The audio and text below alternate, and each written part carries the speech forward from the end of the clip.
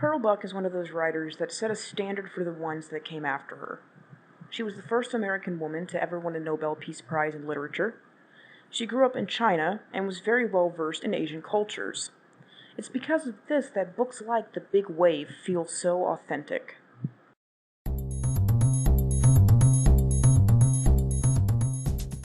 The Big Wave is about two boys, Kino and Jia. One day, a massive wave wipes out their village, killing Jia's family. As Jia learns to cope with the devastating loss, Kino finds himself paranoid by death, wondering how he can ever be happy when death can strike at any moment. Here's the thing. This book is not very long, but it does use its time well.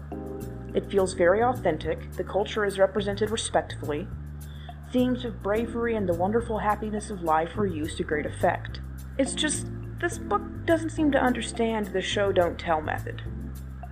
I know it's short, but the morals and ideals Pearl Buck was trying to get across are spit at us by Kino's father in these long, winding monologues with absolutely no subtlety whatsoever.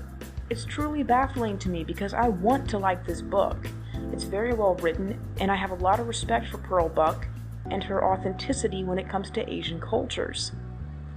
But as a person that loves books, as a person that reads a lot, I can't in good conscience say this book is really great because of how lazily the story is told to us. All this book is 50 pages of the narrator explaining life, then Kino's father starts waxing poetic and spewing all the moral lessons without the writer giving the reader anything to really chew on. And despite the death and destruction, and the idea that we can't fear death because life is too precious, and how you must learn to be brave in the presence of danger, the book feels very safe, almost as if Buck was afraid to commit to it in a way. I know this makes me a bit of a hypocrite, considering that my favorite book to date is Persuasion by Jane Austen, and Austen often fills the readers in through narration about things she wants us to know. But at least they're interesting characters, and their intentions aren't always lined up for us. They're likable, and Austen as a narrator is very funny and charming, and she can make us laugh as she goes on about certain topics and ideas that were common practices back in her time. Here, the characters just feel rather stiff. At the end of the day, it kind of feels like a Japanese parable, an ancient story an old man would tell his offspring.